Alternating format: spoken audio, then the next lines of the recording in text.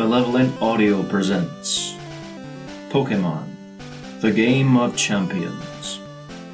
Written by Lamora. There are many trainers in the world. They exist in degrees, from dabbler to legend. But only one can be the very best.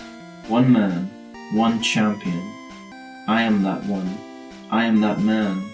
My name? Red.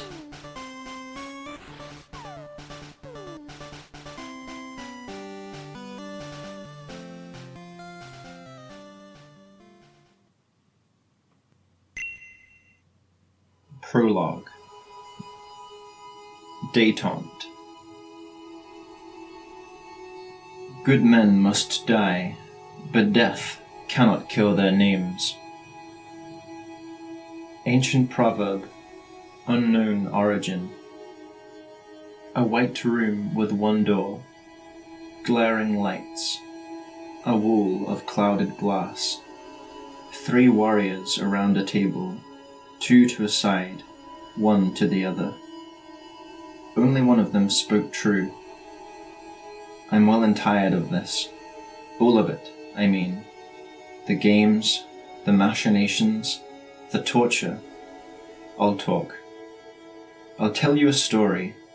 My story. The answers you seek won't have the weight they deserve without it. Answers are much like gemstones. Their real worth is found when they are cut, polished, and set. I'm no shoddy jeweler. You'll have my answers through the story, or not at all. Let's begin with an introduction. I already know you two, but you most assuredly don't know me. Call me Red. You may have heard of me. Red is not my name. It's a nickname. The homegrown kind that takes root in childhood, latches on and grows on through adulthood until it is an inseparable part of one's identity. Everyone now makes a big deal of it, but it's really quite a simple story, simple start and simple end. I have red eyes. It's technically genetic, and I'm not albino, as you can tell from my hair, which has never lightened a single shade from charcoal black, no matter how many hot afternoons I spent in the sun on the professor's research ranch. I know technically has perked your interest, but I'll get to the story behind that in due time. As you grow up, these things tend to matter less, but when you're a child, it's more than enough to separate you from the herd. Perhaps in another time and place, it might have been considered attractive, but not in this world of Pokémon. Red eyes are distinctive of a number of species, some not particularly docile or friendly.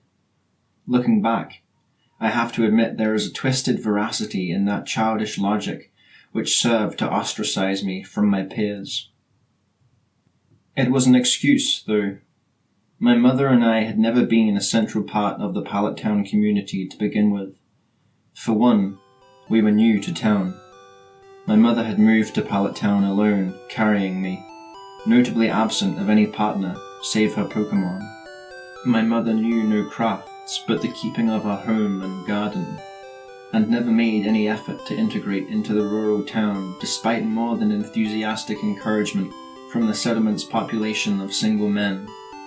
And finally, we were, put bluntly, poor. Thanks to the various jobs my mother jumped through around town, we did not starve, yet paying tuition to the single schoolhouse in town strained our finances to the limit. I learned quickly to give thanks for the patched clothing on my back, lest I cause my mother undue guilt or sorrow. I have no idea how much any individual parent lets slip in the home, but my reputation as the scion of the family on the other side of the proverbial tracks became common knowledge among the children my age.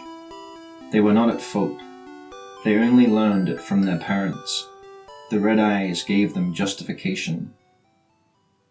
I do not mean to paint Pallet in anything resembling a bad light. Pallet town was a sleepy valley town, with mild people who, though as flawed as anyone else, for the most part kept their problems to themselves. I was not bullied or discriminated against or picked on. I was simply alone. Well, almost. Let me tell you about Blue. Blue is not his name either, obviously. It's the nickname I gave him in return. It'll make sense in a second. Blue was the golden boy of the valley. You may think you know him from his celebrity biography and softball interviews, but I will set the matter to rest here. It was no exaggeration to say there was no child more beloved in all of Pallet Town. He was an oak, the venerable professor's grandson. He could not run through his own town without a gaggle of children following. He did not as much thrive in the attention as live in it, as he does today. Blue was born to be the center of attention.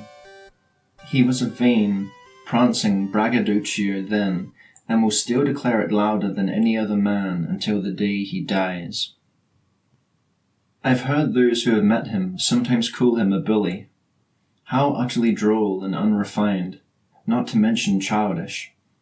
Blue is a bully the same way politicians are liars.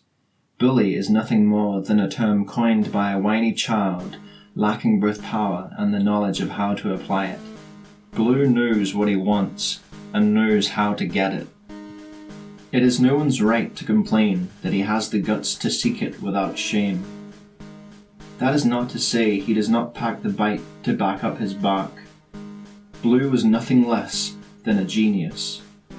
He could name every Pokémon in Kanto and most of Johto by his 9th birthday. He could command a Growlithe or Pidgey, as well as a town militiaman by 11, and always came in first in faux Pokémon throwing contests. Blue had been working towards a trainer's license since he first started walking. He'd wanted to leave it 5 years earlier, following the whole youngster craze that came with the legal age being lowered from 16 to 11, but his grandfather wouldn't hear of it. It was a point of much conflict between them. Blue had ideas even then, you see. He didn't just meander into where he stands now. He was always the sort to change the world rather than let it change him. Graceful fighter, dashing champion, quiet revolutionary. That is Blue. The day we exchanged nicknames was the day of a particularly bad fight between him and his grandfather. It was late in the afternoon in the Pallet Town Park, and the rest of the children had already headed home for supper. I did not. I always stayed out later than them. My mother never complained, be it out of trust in me or trust in the security of Pallet Town. She always gave me a long leash, something for which I owe her my habits of self-reliance and eternal gratitude. My reason for this wait was very simple.